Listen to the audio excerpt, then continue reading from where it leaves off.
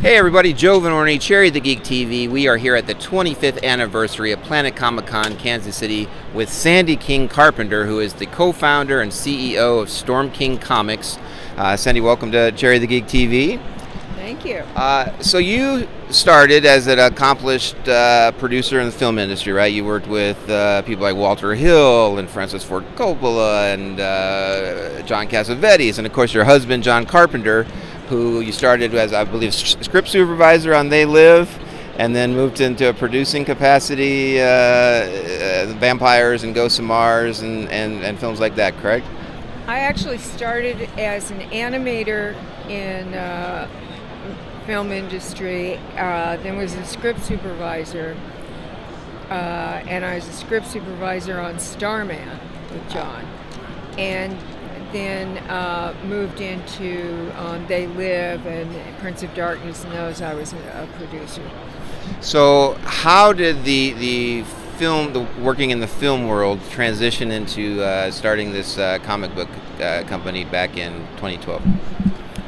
I got pissed at a studio meeting for a series that I knew they weren't really going to make. They just wanted to say they were in business with us. And it was a dark story that took place in Los Angeles, and they were saying, why can't it be in a sleepy little town? And I said, no, you're just trying to go non-union to the Carolinas, and LA is a pivotal character. And so they said, well, it's not like we're matching to a graphic novel or anything. And I said, actually it is. At which point Thomas Ian Griffith, who was one of our writing partners in creating it, kicked me under the table. And he was a 6'5" vampire, from Vampires. And an agent, kicked me on the other side. And we walked out and they go, what the hell was that about? And I said, we're going to do a comic. And nobody was happy with me. And I went home and my husband John said, so how'd it go? And I said, great, we're doing a comic. And he said, what do we know about comics? And I said, nothing, we'll learn. So we spent 2.5 years researching the art and the business of comics.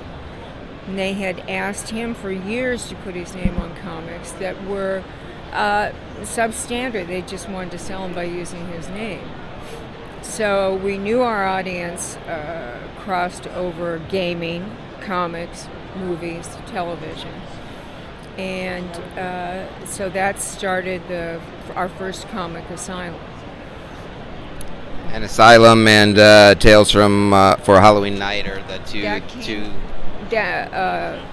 Each year we've added other comics because as soon as we started winning awards, I grew fangs. You give me an award, I'll keep going. So let's talk about some of the current Storm King comics that we have out here. You have two different imprints, right? You have like a Dark and Twisted imprint. Oh, Night Terror, Storm Kids, Dark and Twisted. So one of the titles that's in the Dark and Twisted is called Long Haul. What can we say about Long Haul? Long Haul is written by Heath Amodio and Colin Bunn, and it's everything in the Dark and Twisted line is not ghosts and supernatural. It's more reality horror, and they did something about some long-haul trucker serial killers. And to me, reality is the most frightening thing. So they had a great idea they came to me with, and I just said, yeah, let's do it, because it's just really creepy. Yeah, it sounds creepy. One of the other titles that's in the Dark and Twisted line is called Death Mask. Yes. What can we say about Death Mask? Death Mask came from an idea that I had that I took to two colleagues of mine, Amanda Dybert and Kat Staggs, and said, how would you like to make a female Punisher? And again, it came from a real story I'd read of something that happened down in Mexico. And I thought we could make it for the United States and create some really interesting characters that, again, you wind up a combination of female Punisher and Batman and the Commissioner working together. So the Dark and Twisted line, of course, for adults. But you got this line of comics for kids. Horror is not just for adults, right? Kids can get in there. So you've got this book, 2-book series, Fetch Book 1 and Fetch Book 2, The Rescue. Talk about these 2 books. Well, I think that we've sanitized the world so much for kids that we don't give them. I mean, horror is an allegorical medium, and it gives us a way to address our fears, and that applies to all ages. Little kids have fears too. Now, for the littlest kids, 4 to 8, I don't try and scare them. I just let them have ghost bunnies and things like that so that they don't feel excluded when Halloween comes. They get to have something that's their own. Once you hit the 8 to 12-year-olds and the young adults, they have fears and things they can work out, but they don't need to be into the same level of more esoteric fears we have as we age. And that goes over their heads. They may like the gory pictures and stuff like that, but really, again, you try and gauge things to the age groups and what they're dealing with. The alienations, or at the 8 to 12, they're dealing with death, they're dealing with separation, they're dealing with those things. So each stage, we go through those. Now in Fetch, the basics are a little girl's dealing with the death of her dog and she wants it back. At that same ages in schools, they're learning Greek mythology. So we use the conceit that she winds up with a book that leads her to a portal to the underworld. And all of the gods and goddesses and the various intrigue that goes on in the underworld she encounters. But she's also been followed by her little brother through this porthole, and she has to take care of him. So there's these complications that happen in real life while she's searching for her dog. Interesting. Now, I'm curious what your take is on the current state of horror comics. Storm King Comics is out there. You're doing great work. There's other companies like Vault Comics and Zombie Love Studios, things like that. What's your take on kind of the current state of the comics involving horror? I think that I'm glad to see that they're not just splatterpunk comics.